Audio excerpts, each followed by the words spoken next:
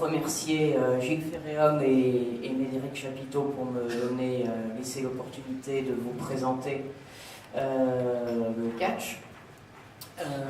On va d'abord revenir sur l'aspect historique de ce sport-spectacle pour mieux comprendre ses évolutions.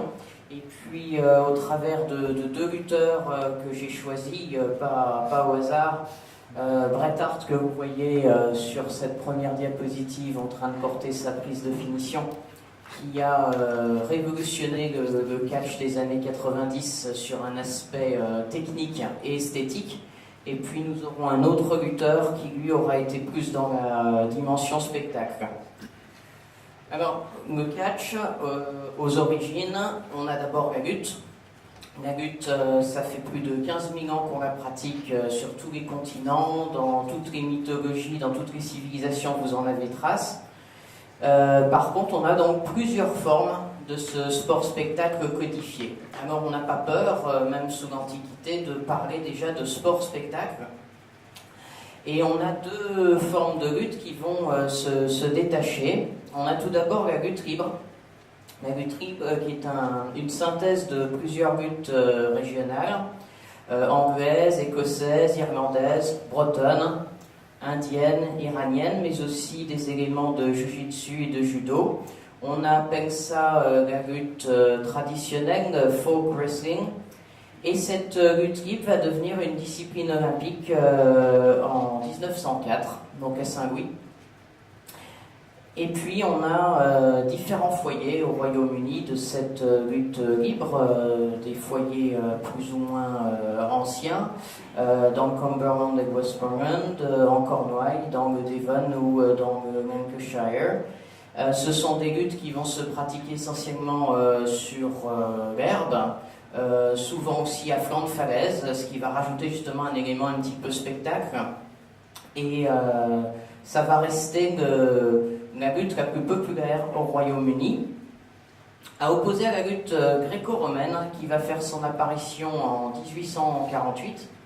C'est un soldat napoléonien, Jean Ex-Broyat, qui va l'introduire. On va l'appeler tour à tour lutte à main plate ou lutte française. On n'aura aucun coup sous la ceinture, aucune torsion douloureuse. On va la produire dans les foires lyonnaises, donc on va avoir une dimension spectacle très tôt. Ça va avoir un succès phénoménal en Europe, en Russie, en Amérique du Nord. Ça va se propager en l'espace d'un an, on va la retrouver à peu près partout. Et elle va devenir donc discipline olympique en 1896 au premier jeu. Alors le catch, c'est un mot, c'est un style qui va faire son apparition au Royaume-Uni. Un dénommé Chambers va l'introduire en 1871. Et il va y avoir deux règles essentielles. Soit couvrir l'adversaire, le tomber, pinfall, soit le forcer à se soumettre, tap out, et plus argotiquement, uncle. Une forme de respect qui va demeurer jusqu'à aujourd'hui dans différents sports de combat. Alors, il y a eu peu de succès au départ parce qu'il manquait cet aspect spectacle. Donc, on va vite introduire des clés, on va vite introduire des clés de jambes. On va appeler ça hold, on va appeler ça hooks. On va décréter à partir de là que tout est permis, sauf l'étranglement. Mais ça, ce n'est qu'une question d'années avant de l'introduire. Ce string catch, il va se déplacer très très vite aussi outre-Atlantique. On va avoir une véritable épopée américaine, avec notamment le président Abraham Lincoln, qui va être un lutteur réputé.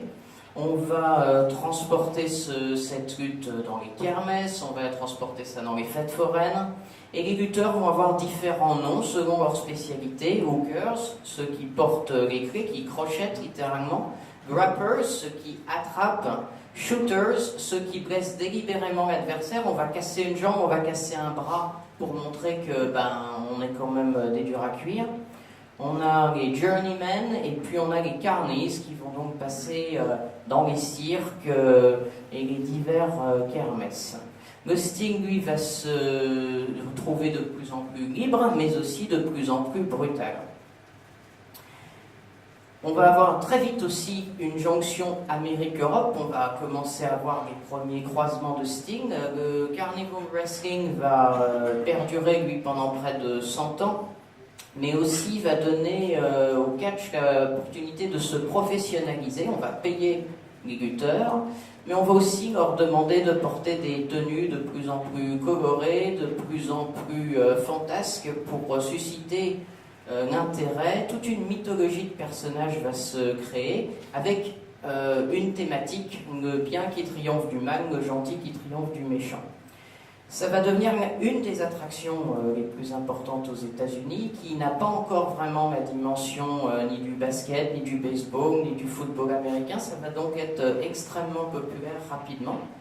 Et en Europe, le même engouement va être suscité dans les cabarets, dans les théâtres, dans les musicals et autres.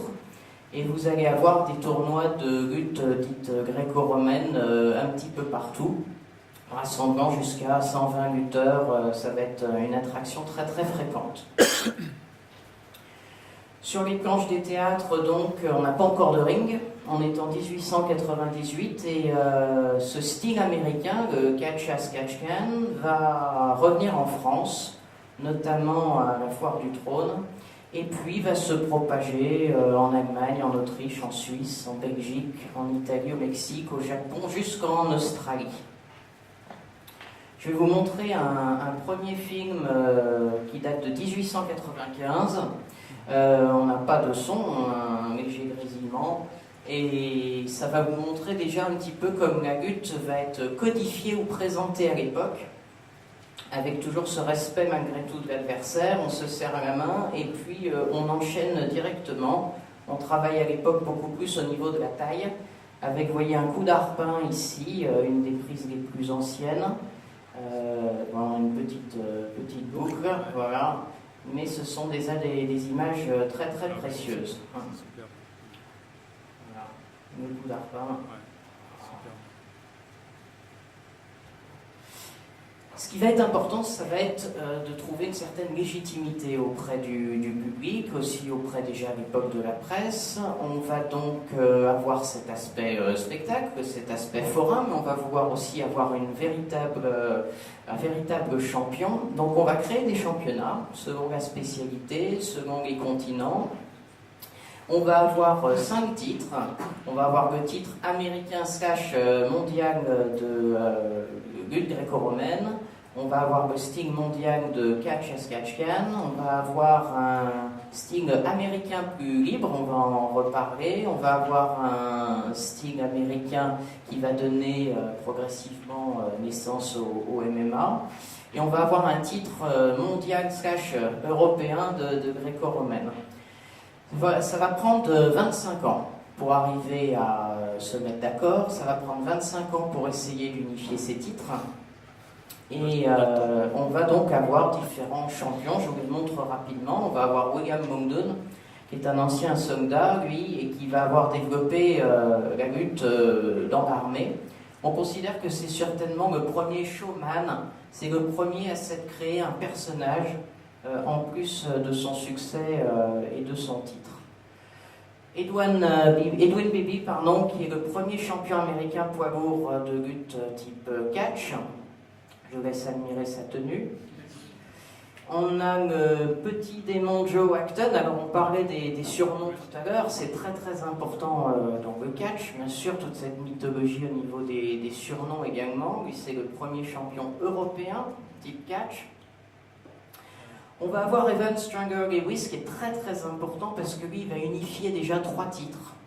Le championnat américain poids lourd de catch, le championnat catch as catch can et le championnat américain de lutte gréco-romaine. Il va inventer la prise d'étranglement. C'est donc en 1893 qu'on va avoir droit à ça au catch. Et il est reconnu comme le premier champion américain poids lourd de lutte libre, donc ancêtre du MMA. Alors tout à l'heure on en parlera peut-être avec Médéric. Et puis on a Tom Cannon, qui est le premier champion du monde / européen de gréco-romaine, mais aussi un très très beau collant. Je vais vous montrer un petit film qui date de 1903 et et qui va vous montrer le caractère très athlétique de ce style catch as catch can aux États-Unis, avec 2 lutteurs très jeunes. Et vous allez voir un petit peu le caractère spectaculaire, le caractère aussi un petit peu brutal malgré tout, et cette volonté de absolument pas se laisser clouer les épaules au sol. Vous allez voir des pontées absolument incroyables. Et vous voyez qu'on pratique ça à l'époque encore sur les planches des théâtres, avec un parterre, un public tout à fait bien habillé. Et voilà, on a des prises avec des pontées absolument incroyables. C'est important pour la suite, car lorsque je vais vous parler de Bret Hart, on va retrouver cet aspect lutte pur. Alors imaginez pratiquer bien sûr ça sur des planches en bois. C'est très très dur. J'en sais quelque chose. C'est une des techniques qu'on avait à l'entraînement. Et ça fait très très mal de s'entraîner sur ces surfaces dures.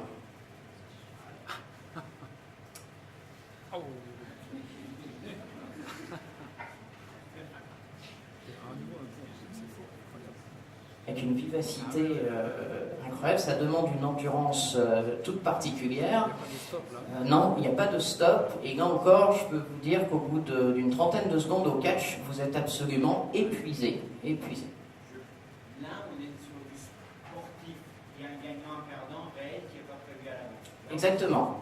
On est encore sur une forme du catch pur, où la partie codifiée n'a pas encore vraiment prise le pas sur l'aspect purement sportif. Donc là, effectivement, il faut aller d'un point A à un point B sans avoir prédéterminé le vainqueur. Le premier champion du monde reconnu, c'est George Hackenschmidt, on l'appelle le lion russe.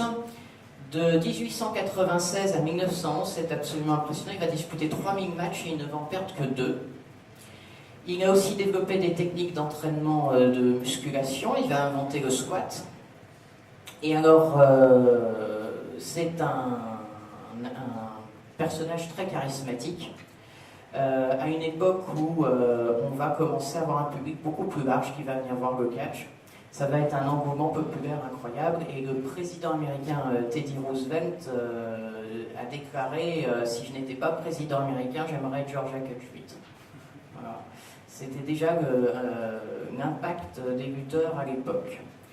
Frank Gotch qui va suivre, qui va battre Hackenschmidt et qui va légitimer un petit peu plus ce titre de champion du monde de catch. On va avoir des catcheurs qui vont partir disputer les Jeux Olympiques et on va avoir des Olympiens qui vont venir au catch. Les luttes libres et gréco-romaines vont donc s'amateuriser au sens olympique du terme, alors que le steam catch va se professionnaliser. Frank Gotch va sortir invaincu en 1913. Le titre va donc voir un hiatus dans sa chronologie et va réapparaître en 1914. On va avoir à ce moment-là des scissions, beaucoup d'argent, beaucoup d'intérêts personnels. On va avoir des tensions et on va avoir des promoteurs locaux qui vont préférer prendre le catch, l'emmener dans un aspect beaucoup plus spectacle, créer des fédérations, avoir un promoteur, une fédération, un champion. C'est ce qu'on va appeler la territorialité. C'est une territorialité qui va être progressivement démantelée par un dénommé Vince McMahon et la WWF. C'est une guerre qui va débuter en 82, qui va prendre fin en 2001, où un nouveau champion incontesté et unifié va être proclamé, qui sera Chris Jericho, le premier en 70 ans. Je vais vous parler un tout petit peu des McMahon. Les McMahon, c'est une famille de promoteurs absolument incroyable aux États-Unis. Le grand-père Jesse McMahon va commencer à promouvoir des combats de catch à New York en 1915. Il va créer une fédération qui va s'appeler Capitol Wrestling Corporation, qui va devenir en 1954 par son fils la WWF à l'époque, puis en 79 WWF. En 82 va être reprise par Vincent Junior, et qui va devenir en 2002 la WWE, fédération qui domine encore à l'heure actuelle le monde du catch. Ces McMahon, ils vont avoir une salle qui va leur être dédiée, une salle qui va connaître beaucoup de bouleversements aussi, c'est le Madison Square Garden de New York. Et ils vont se servir de New York et du Madison Square pour devenir la fédération dominante. Ils vont créer un titre, ils vont faire partie de ces promoteurs qui vont faire scission et qui vont faire un petit peu voler les codes du catch en éclat. Ils vont être largement responsables pour la transformation du catch en spectacle. Un titre en 63. Un titre qui va rendre fou à bien des égards les lutteurs, puisqu'on va avoir des crises cardiaques. Vous regardez la première photo tout en haut à gauche, vous voyez Buddy Rogers. Buddy Rogers, il a fait une crise cardiaque à quelques minutes de montée dans le ring. En 1963, il a disputé son combat contre Bruno Sammartino en bas sur l'autre diapositive. Combat qui va durer 48 secondes. Et qui va permettre à Sammartino de rester champion ensuite pendant près de 8 ans. Avant d'être battu par la deuxième image, Superstar Billy Graham. Superstar Billy Graham qui va être un personnage très coloré, qui va devenir complètement fou avec cette ceinture, à tel point que quand on va lui retirer un an après, il va aller développer une schizophrénie aiguë, dont il ne s'est jamais vraiment remise. Hulk Hogan, que vous connaissez très certainement, c'est certainement le lutteur le plus emblématique du catch, qui lui va largement utiliser une politique pour avoir la main mise sur cette ceinture. Bob Backlund en bas à gauche, qui va lui aussi devenir fou pendant presque 20 ans, et il va reprocher au promoteur de lui avoir retiré son titre. Shawn Michaels va être complètement paranoïaque, et quant à Bret Hart, dont je vais vous parler pour d'autres raisons, lui, il va refuser tout simplement de rendre son titre qu'on va lui enlever de force dans le ring, en se faisant sonner la cloche alors que le match n'était pas terminé. Tout ça est bien sûr fait partie de l'histoire du catch, où l'aspect spectacle finalement est beaucoup plus sérieux pour ces lutteurs qu'on pourrait le croire. Je vous parle un tout petit peu d'Hulk Hogan, je vais être rapide, et face au géant Jean Ferret, effectivement. Alors, voilà, ma génération a grandi avec Hulk Hogan en tant que champion du monde. Et de 84 à 92, il va dominer le monde de la lutte avec cette confrontation face au géant français de 2,32 m, Jean Ferret, connu aux États-Unis sous le nom de André le Géant. Et ils vont se retrouver dans une bataille absolument épique à WrestleMania 3, où 93 173 fans vont s'amasser au Silverdome de Pontiac dans le Michigan pour cet événement incroyable. Alors, au moment où je vous parle, la semaine dernière, ce record a été battu, puisque WrestleMania 32 a vu 101 000 et des poussières fans s'entasser au Texas pour voir WrestleMania. Toujours est-il que WrestleMania 3 a changé le catch moderne.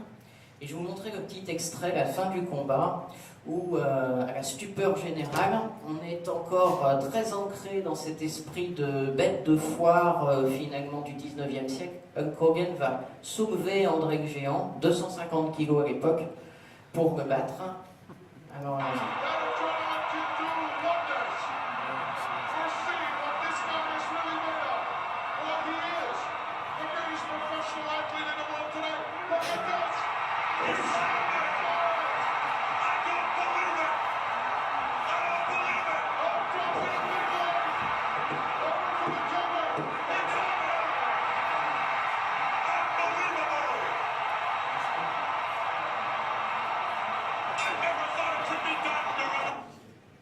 Voilà. Je discutais avec un lutteur, commentateur, peut-être certains d'entre vous le connaîtront, Raymond Rougeau, un des plus grands lutteurs québécois, et qui a participé à cet événement. Il était un petit peu avant sur le programme, et il me disait que depuis ce jour, au Silverdome de Pontiac, Michigan, il avait des acouphènes tellement la foule était hurlante du début à la fin, et ça lui a laissé des acouphènes à vie. Imaginez 93 000 fans comme ça qui vous hurlent dans les oreilles pendant 3-4 heures de show. Alors, cette transition, on va passer des bêtes de foire, spectacles que Vince McMahon a largement popularisé dans les années 80. On va revenir à une lutte beaucoup plus pure et esthétique avec l'apparition de Bret Hitman Hart, qui de 92 à 97 va imposer un style très technique. Toute une école finalement, puisqu'il est issu d'une grande famille de lutteurs, la famille Hart. Son père était un lutteur, tous ses frères, lui et ses 8 frères vont être lutteurs. Et alors je vous montre une toute petite vidéo de présentation avec sa musique pour vous faire une toute petite idée, et on va voir ensuite quelques prises, on va décliner quelques prises. Ah, attendez, hop.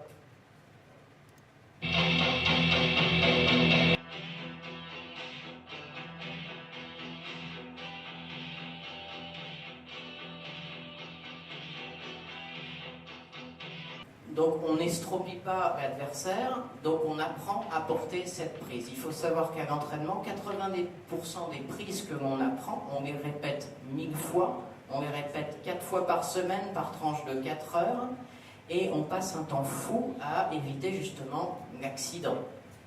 Donc c'est une forme de spectacle très très codifiée, mais qui demande un entraînement absolument intense.